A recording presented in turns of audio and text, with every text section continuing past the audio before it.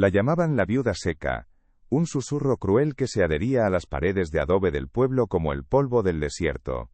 20 años llevaba Soledad vistiendo el luto por un hijo que no llegó a respirar, un fantasma cuyo peso la encorvaba más que el sol implacable de la frontera.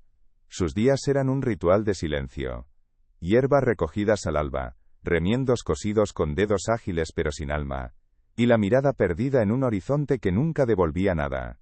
Vivía amurallada en su dolor, una fortaleza de pena que nadie se atrevía a asaltar. Pero aquella noche, el viento no trajo solo arena, sino un gemido, un sonido tan frágil y humano, que resquebrajó los cimientos de su soledad. Era el llanto de un niño a su puerta, un latido ajeno que estaba a punto de convertirse en el suyo, sin saber que al abrir aquella puerta estaba declarando una guerra silenciosa contra el mundo que la había olvidado. Si esta historia toca tu corazón, dime desde dónde la escuchas. Soledad abrió la puerta solo una rendija, lo suficiente para que la luz temblorosa del candil revelara la figura caída. Era un niño, no tendría más de 8 años, acurrucado contra el umbral como un animal herido. El polvo cubría su pelo oscuro y su ropa raída, y un hilo de sangre seca trazaba un mapa oscuro en su brazo. Sus ojos, enormes y febriles, se clavaron en los de ella con un terror que silenció el viento. «No me entregue», susurró con un hilo de voz, el aliento entrecortado por la sed y el miedo. En ese ruego desesperado, Soledad no vio al hijo de un extraño, sino el eco de una cuna vacía, el fantasma de su propia maternidad perdida. En un instante, el instinto barrió 20 años de apatía. Lo cogió en brazos, sintiendo la fragilidad de sus huesos, y lo arrastró hacia el interior de la casa, cerrando la puerta al mundo y sellando su destino. Dentro, el aire olía a hierbas secas y a soledad. Colocó al niño sobre el catre raído, el único mueble que no parecía un espectro del pasado. Con la delicadeza de un ritual olvidado, limpió la herida de su brazo. No era un corte profundo, pero estaba sucio de tierra y miedo. Mientras sus dedos, acostumbrados a la aspereza de la aguja y la tierra, rozaban la piel febril del niño, él murmuró un nombre entre sueños: Damián.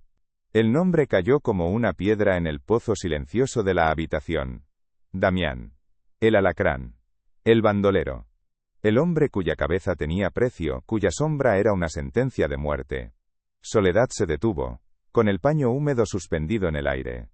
El niño que acababa de acoger no era un huérfano cualquiera, era la semilla del hombre más temido de la región. Protegerlo no era un acto de piedad, era un acto de traición. Lo escondió en la pequeña bodega bajo el suelo de la cocina, un hueco oscuro donde guardaba las pocas conservas que le quedaban. Le dio una manta vieja y una pequeña cruz de madera que había pertenecido a su abuela, el único vestigio de una fe que ya no practicaba. Aquí estarás a salvo, le dijo, aunque sus propias palabras sonaban huecas en sus oídos. Cada crujido de las tablas del suelo sobre su cabeza era un latido de pánico. Durante el día Soledad intentaba mantener la normalidad. Salió al mercado con su rebozo negro cubriéndole el rostro, sintiendo las miradas de siempre, pero ahora cada una de ellas era una acusación. El peso del secreto la hacía caminar diferente, más erguida, como si llevara una carga invisible sobre los hombros. Ya no era solo la viuda seca, era la guardiana de una vida que podía costarle la suya. Pasaron 3 días. 3 amaneceres de un sol blanco y despiadado, 3 noches de una oscuridad poblada por el miedo. Soledad apenas dormía. Escuchaba la respiración del niño bajo sus pies, un recordatorio constante del pacto que había sellado con el destino. Le bajaba agua y un poco de pan a escondidas, susurrando palabras de consuelo que eran más para ella que para él. El niño Elías apenas hablaba.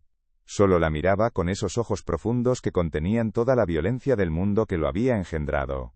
En esos silencios, en esos gestos mínimos, se tejía un vínculo frágil pero poderoso.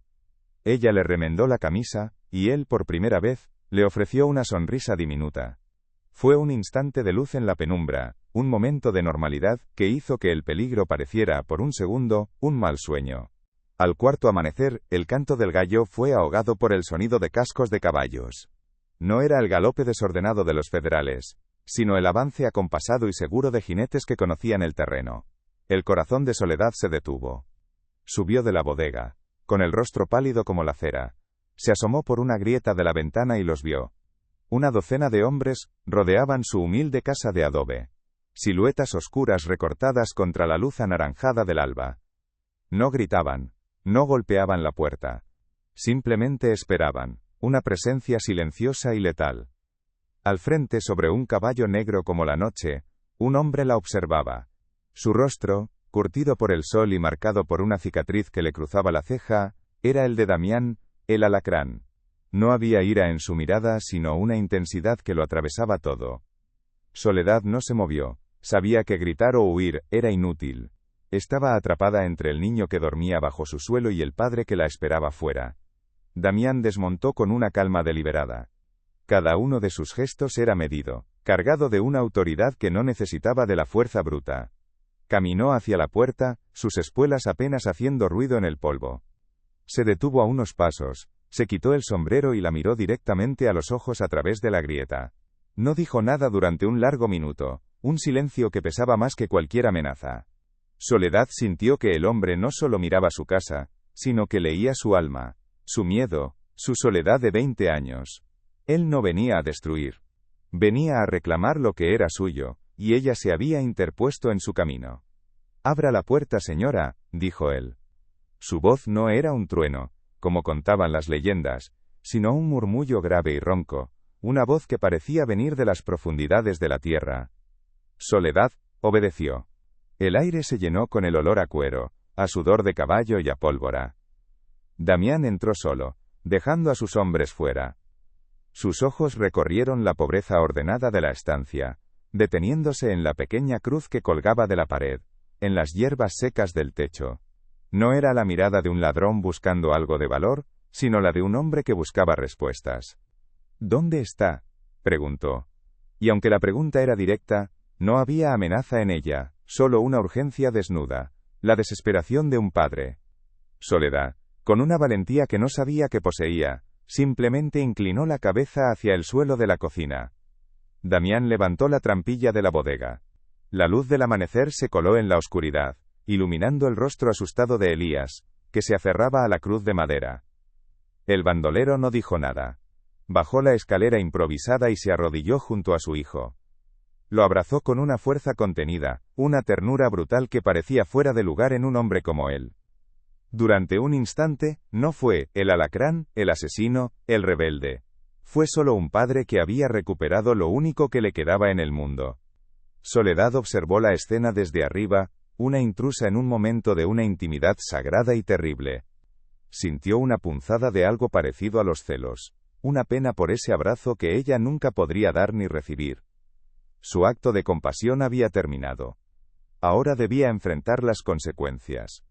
Cuando Damián subió de nuevo, con el niño cogido de la mano, su mirada hacia Soledad había cambiado. Ya no era la de un extraño, sino la de un hombre en deuda. Se acercó a ella, tan cerca que Soledad pudo ver el dolor antiguo en sus ojos, las huellas de todas las batallas perdidas y ganadas. «¿Usted ha salvado lo único por lo que sigo vivo?», dijo, su voz apenas un susurro. «Le robé sus tierras a don Arnulfo, mató a mi mujer. Me persiguen como a un perro. Este niño es todo lo que tengo». Hizo una pausa, y sus siguientes palabras no fueron una promesa, sino una sentencia. «Desde hoy, usted y esta casa están bajo mi protección. La protección de un bandolero. Una jaula dorada hecha de balas y sangre». La paz que Soledad había anhelado durante 20 años acababa de morir en su puerta. La promesa de Damián se materializó en dos sombras silenciosas que acamparon fuera de su puerta. No hablaban, no la miraban, pero su presencia era un grito. Eran la marca visible de su nueva alianza, los carceleros de su protección. El aire alrededor de la casa de adobe se espesó, volviéndose irrespirable. Los vecinos ya no pasaban por su sendero. Rodeaban su propiedad como si estuviera apestada, susurrando tras las cortinas raídas. Soledad sentía sus miradas como agujas en la piel, un juicio constante que la empujaba más adentro de su soledad. La paz del silencio que antes la envolvía se había roto, reemplazada por la quietud tensa de una tregua armada.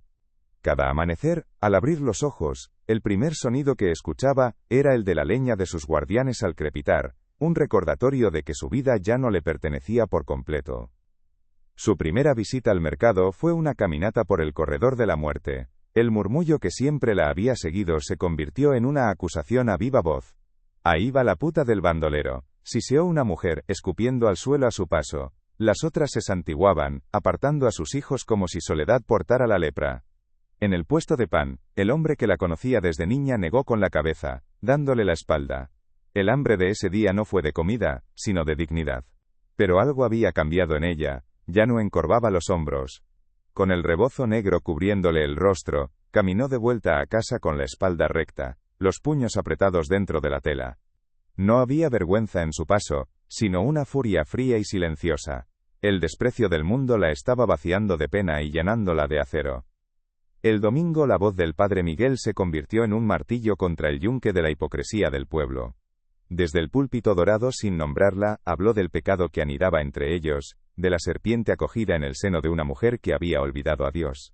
Describió la traición a la comunidad, la mancha que se extendía desde una sola puerta podrida. Sus palabras, envueltas en incienso y falsa piedad, dieron permiso al odio. Santificaron la crueldad, convirtiendo el miedo en una virtud. La gente salió de la iglesia con la certeza de que su desprecio era justo, de que aislar a Soledad era un acto de fe. Ella, que escuchaba las campanas desde su casa, supo que la última puerta se había cerrado. Estaba completamente sola, anclada en una isla de infamia con un niño y 2 sombras armadas. Dentro de aquellas paredes de adobe, sin embargo, florecía una vida secreta. Elías, ya sin fiebre y con la herida casi curada, llenaba el silencio con preguntas. Preguntaba por las estrellas, por las hierbas que Soledad secaba, por su padre. Y Soledad, con una paciencia que creía perdida, le respondía. No le hablaba del bandolero temido, sino de un hombre valiente que luchaba contra la injusticia, tejiendo una leyenda para proteger el corazón del niño. Le enseñó a leer con un viejo libro de fábulas, sus dedos recorriendo juntos las palabras. A cambio Elías le regaló el sonido de su risa, un milagro que regaba las raíces secas de su alma. En el centro de la guerra, Soledad había creado un pequeño santuario, un acto de rebeldía doméstica, que la mantenía viva y cuerda. Las visitas de Damián eran como tormentas en la distancia, raras, repentinas y cargadas de una electricidad palpable. Llegaba siempre de noche, un fantasma surgido del desierto. Dejaba sacos de harina, carne seca, a veces un trozo de tela de un color vivo que desentonaba con la austeridad de la casa. Se sentaban a la mesa mientras Elías dormía, y el silencio entre ellos era un lenguaje complejo. Él la observaba remendar la ropa de su hijo, sus manos moviéndose con una gracia eficiente, y en su mirada había una gratitud tan profunda que dolía. Una noche, antes de irse, él extendió la mano y rozó la suya. Fue un contacto fugaz, áspero por los callos de ambos, pero transmitió todo lo que no se atrevían a decir. Un pacto de soledades compartidas, una promesa de lealtad en un mundo que los había traicionado a ambos. La protección tenía un rostro brutal. Una tarde, un par de borrachos, envalentonados por el mezcal y el sermón del cura, se atrevieron a acercarse a la casa gritando insultos. Uno de ellos levantó una piedra. Antes de que pudiera lanzarla, uno de los guardianes de Damián se movió con la velocidad de una víbora. No hubo un grito, solo un destello de acero, y el hombre cayó al suelo, con la mano clavada a la tierra por un cuchillo. El otro huyó despavorido. Soledad lo vio todo desde la ventana, con Elías escondido tras sus faldas. El olor a miedo y a sangre llegó hasta ella. La seguridad tenía un precio, y se pagaba con la misma violencia que ella siempre había aborrecido. Se preguntó si al proteger una vida inocente, se estaba convirtiendo en cómplice de la muerte. Un día, la monotonía del miedo fue rota por la llegada de un nuevo poder. Una docena de federales, con sus uniformes verdes y sus rifles relucientes, entraron en el pueblo como una plaga. No tenían la familiaridad brutal de los hombres de Damián, sino la frialdad impersonal de la ley. Su capitán, un hombre de rostro impasible y ojos vacíos, se reunió con don Arnulfo en la plaza. El terrateniente, con una sonrisa servil, no tardó en señalar con un gesto sutil hacia la colina donde se alzaba la casa de Soledad. El círculo se cerraba. La guerra ya no era un asunto local de rencores y susurros. Ahora tenía el peso del gobierno, la amenaza de una justicia que no entendía de matices ni de piedad. Soledad sintió el lazo apretarse alrededor de su cuello. Los federales rodearon la casa al alba siguiente. El capitán golpeó la puerta con la culata de su rifle. «Abra en nombre de la ley», gritó su voz metálica. Soledad abrió, Se plantó en el umbral, serena, con Elías aferrado a su vestido. «¿Buscamos al hijo del bandolero Damián?», dijo el capitán, sus ojos recorriéndola con desprecio. «Sabemos que está aquí». Soledad no respondió. Simplemente lo miró, y en su mirada no había miedo, sino una autoridad antigua, la fuerza de una madre protegiendo a su cría. En ese instante, en las colinas circundantes, el sol arrancó destellos de los cañones de los rifles de los hombres de Damián. Eran una promesa silenciosa. El capitán entendió. Estaba en un punto muerto, atrapado entre una mujer inquebrantable y un enemigo invisible. Se retiró, pero su mirada prometía volver. La procesión anual del Santo Patrón se convirtió en el escenario de la batalla final. Don Arnulfo, desesperado, convenció al capitán de que era la trampa perfecta. Mientras el pueblo cantaba alabanzas, las balas empezaron a silbar. La plaza se convirtió en un infierno de pólvora y gritos. Desde su ventana, Soledad vio cómo los hombres de Damián, superados en número, caían uno a uno. Vio a Damián luchando con la furia de un animal acorralado. Y entendió que las armas no ganarían esa guerra. Su única arma eran las palabras. Tomó una profunda bocanada de aire y salió de la casa, caminando con una calma sobrenatural hacia el centro del caos, desarmada, vestida con su rebozo negro como un estandarte. A veces, todo lo que alguien necesita es una historia como esta. Si la sientes, compártela con quien la necesite. Se detuvo en mitad de la plaza. El estruendo de la batalla se apagó, reemplazado por un silencio atónito. Todas las miradas, las de los federales, las de los bandoleros, las de la gente del pueblo, se clavaron en ella. Y Soledad habló. Su voz, clara y firme, no defendió a un bandolero. Habló de un niño con los ojos llenos de miedo. Habló del peso de una cuna vacía, y del milagro de un abrazo inesperado. No acusó al sacerdote, pero preguntó dónde estaba su Dios cuando una madre sufría. No señaló a don Arnulfo, pero habló de la tierra que llora a sus dueños legítimos. Su discurso fue un bisturí, que extirpó la mentira del corazón del pueblo, exponiendo la verdad desnuda de su dolor y su compasión. Fue un acto de fe, no en un Dios lejano, sino en la humanidad. A veces todo lo que alguien necesita es una historia como esta. Si la sientes, compártela con quien la necesite. Se detuvo en mitad de la plaza. El estruendo de la batalla se apagó, reemplazado por un silencio atónito. Todas las miradas, las de los federales, las de los bandoleros, las de la gente del pueblo, se clavaron en ella. Y Soledad habló. Su voz, clara y firme, no defendió a un bandolero. Habló de un niño con los ojos llenos de miedo, habló del peso de una cuna vacía, y del milagro de un abrazo inesperado. No acusó al sacerdote, pero preguntó dónde estaba su Dios cuando una madre sufría. No señaló a don Arnulfo, pero habló de la tierra que llora a sus dueños legítimos. Su discurso fue un bisturí que extirpó la mentira del corazón del pueblo, exponiendo la verdad desnuda de su dolor y su compasión. Fue un acto de fe, no en un Dios lejano, sino en la humanidad. El primero en bajar el rifle no fue un bandolero, sino un joven federal, con el rostro cubierto de polvo y vergüenza. Pronto, otros lo siguieron. Las armas apuntaron al suelo, pesadas no por su metal, sino por la injusticia que representaban. Don Arnulfo gritó una orden que se ahogó en el aire denso de respeto. El capitán, con el rostro de piedra, comprendió que había perdido una guerra que no se luchaba con balas. La gente del pueblo, la misma que la había insultado, ahora la miraba con una veneración recién nacida. Veían en ella no a la cómplice, sino a la conciencia que habían perdido. Damián, desde la sombra de un pórtico, la observaba y en su mirada ya no había solo gratitud, sino el asombro ante una fuerza que él, con toda su violencia, nunca podría igualar. La batalla había terminado. La había ganado una mujer desarmada.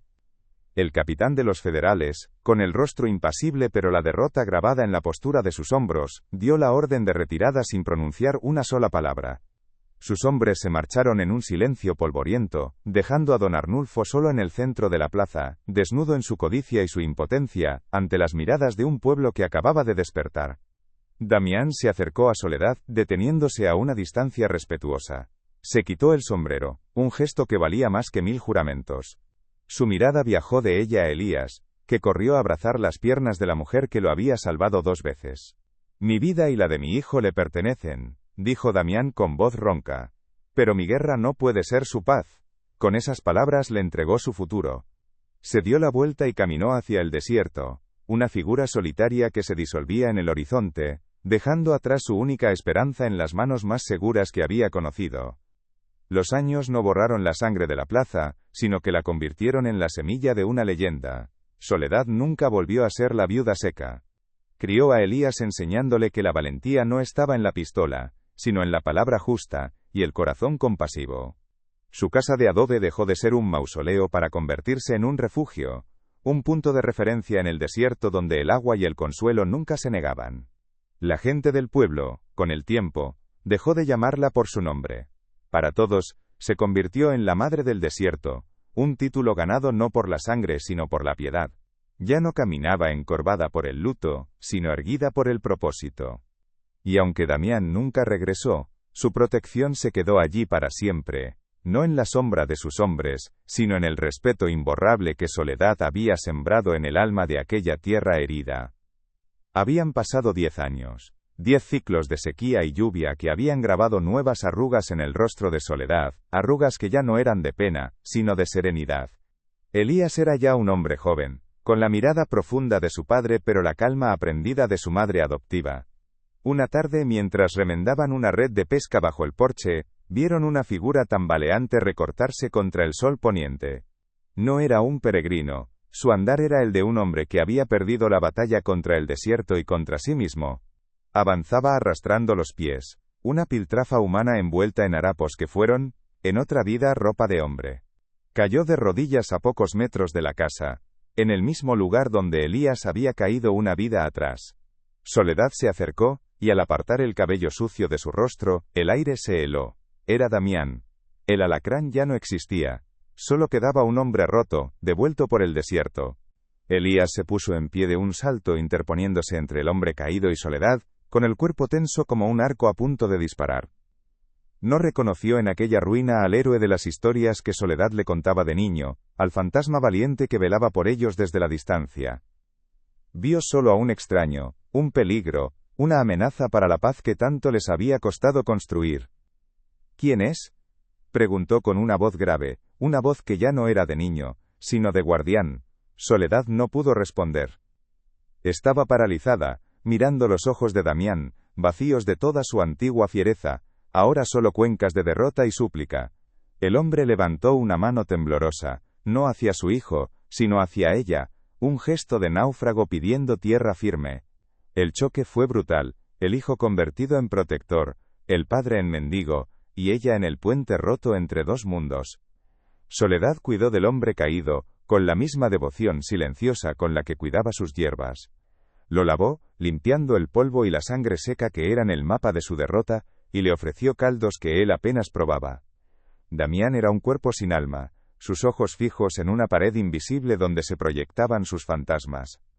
Elías lo observaba desde el otro lado de la habitación, su mandíbula apretada, su silencio cargado de una hostilidad juvenil y herida. Cada gesto de cuidado de Soledad hacia Damián era una traición para el muchacho. Una noche, Soledad intentó hablarle. ¿Es tu padre?, susurró.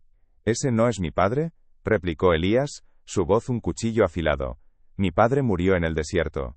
La casa se convirtió en un campo de batalla mudo, una trinchera de silencios donde tres soledades colisionaban sin remedio, cada uno prisionero de un dolor que no sabía nombrar. Los terrores nocturnos de Damián rompían la frágil paz de la noche. Se despertaba con un grito ahogado, luchando contra enemigos invisibles, su cuerpo convulso en el catre. Soledad acudía, no con palabras, sino con su presencia, sentándose en una silla cercana hasta que la tormenta pasaba. Elías, desde su cuarto, escuchaba, y el miedo se mezclaba con un resentimiento que le envenenaba el sueño. Durante el día, la evasión era la única ley. Damián se sentaba en el umbral, una estatua de pena mirando el horizonte que se lo había tragado todo. Elías se refugiaba en el trabajo físico, reparando la cerca con golpes de martillo secos y furiosos, cada clavo una palabra no dicha. Soledad se movía entre ellos, tejiendo una rutina de normalidad imposible, su corazón un péndulo que oscilaba entre el hombre que había sido un mito, y el niño que se estaba convirtiendo en un extraño. La primera grieta en el hielo apareció por culpa de una silla rota. Damián, con unas manos que apenas recordaban cómo construir, intentaba torpemente unir las piezas. La frustración lo vencía, su respiración agitada. Elías, que lo había estado observando con desdén desde la puerta, entró en la habitación. Sin mediar palabra, le quitó el martillo de la mano temblorosa y, con unos pocos golpes certeros, aseguró la pata de la silla. No se miraron. No hubo un gracias. Pero por un instante, trabajaron juntos, padre e hijo unidos por la simpleza de la madera y el metal. Días después, Soledad encontró a Damián sosteniendo la pequeña cruz que ella le había dado a Elías.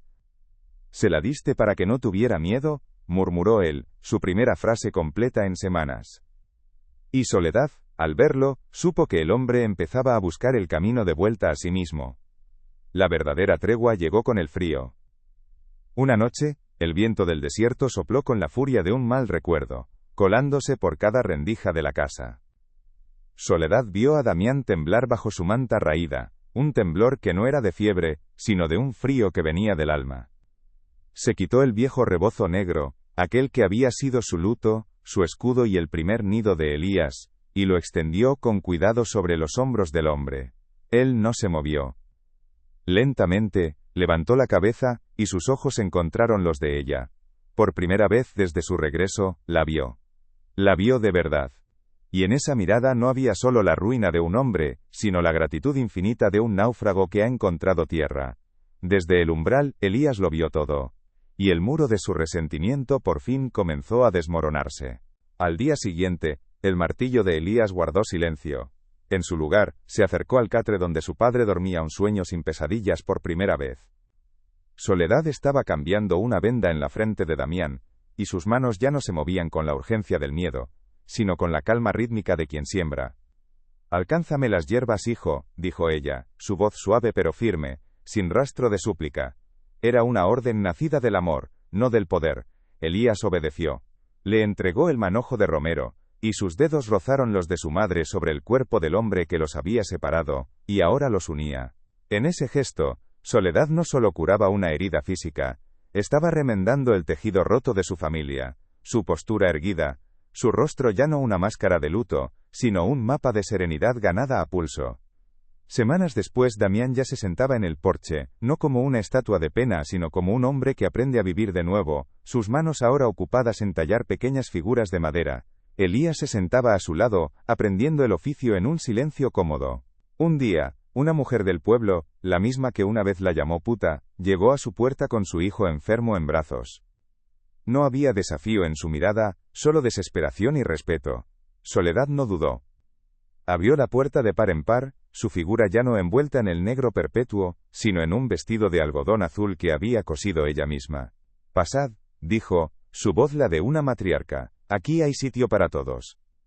La antigua viuda seca había muerto para siempre, y en su lugar, la madre del desierto acogía al mundo en su regazo. La procesión anual del Santo Patrón se convirtió en el escenario de la batalla final. Don Arnulfo, desesperado por recuperar su control, convenció al capitán de que era la trampa perfecta. Mientras el pueblo cantaba alabanzas vacías, las balas empezaron a silbar, desgarrando los estandartes de colores y el aire quieto de la tarde. La plaza se convirtió en un infierno de pólvora, gritos y cuerpos que caían sobre el polvo sagrado. Desde su ventana, Soledad vio cómo los hombres de Damián, superados en número, eran cazados uno a uno. Vio a Damián, con el rostro transfigurado por la furia, luchando como un animal acorralado, vendiendo cara a su derrota inevitable. Y en ese instante, entendió que las armas no ganarían esa guerra, que la violencia solo engendraba más silencio. Su única arma eran las palabras. Tomó una profunda bocanada de aire, y salió de la casa, caminando con una calma sobrenatural hacia el centro del caos, desarmada, vestida con su rebozo negro como un estandarte de paz. A veces, todo lo que alguien necesita es una historia como esta. Si la sientes, compártela con quien la necesite. Se detuvo en mitad de la plaza. El estruendo de la batalla se apagó de golpe, reemplazado por un silencio atónito, más denso y pesado que cualquier disparo. Todas las miradas, las de los federales, las de los bandoleros supervivientes, las de la gente del pueblo acurrucada tras las columnas, se clavaron en ella. Y Soledad habló. Su voz, clara y firme, no defendió a un bandolero. Habló de un niño con los ojos llenos de miedo. Habló del peso de una cuna vacía, y del milagro de un abrazo inesperado que le devolvió el alma. No acusó al sacerdote, pero preguntó dónde estaba su Dios cuando una madre sufría en silencio. No señaló a don Arnulfo, pero habló de la tierra que llora a sus dueños legítimos. Su discurso fue un bisturí que extirpó la mentira del corazón del pueblo, exponiendo la verdad desnuda de su dolor y su compasión. Fue un acto de fe, no en un Dios lejano sino en la humanidad que aún respiraba bajo el polvo. El primero en bajar el rifle no fue un bandolero sino un joven federal, con el rostro cubierto de polvo y vergüenza. Pronto, otros lo siguieron. Las armas apuntaron al suelo, pesadas no por su metal, sino por la injusticia que representaban. Don Arnulfo gritó una orden que se ahogó en el aire denso de respeto. El capitán, con el rostro de piedra, comprendió que había perdido una guerra que no se luchaba con balas. La gente del pueblo, la misma que la había insultado, ahora la miraba con una veneración recién nacida. Veían en ella no a la cómplice, sino a la conciencia que habían perdido. Damián, desde la sombra de un pórtico, la observaba, y en su mirada ya no había solo gratitud, sino el asombro ante una fuerza que él, con toda su violencia, nunca podría igualar. La batalla había terminado. La había ganado una mujer desarmada. El sol se hundía en el horizonte, tiñendo el desierto de un violeta profundo. En el porche, 3 siluetas compartían un silencio que ya no era de tensión, sino de pertenencia. Damián, con las manos ya firmes, terminó de tallar una pequeña golondrina de madera. Se la ofreció a Elías, quien la tomó con una sonrisa que era el eco de su padre, una herencia recuperada. Soledad los observaba, su rebozo azul meciéndose con la brisa suave, el tejido ya no era un escudo contra el mundo, sino un abrazo. La casa de adobe ya no guardaba el eco de una cuna vacía, sino el murmullo de una vida reconstruida, pieza por pieza, con los fragmentos del dolor. Habían aprendido que el verdadero hogar no se defiende con balas, sino con la tenacidad de la compasión, y tú, habrías tenido el valor de amar a quienes todos rechazaban,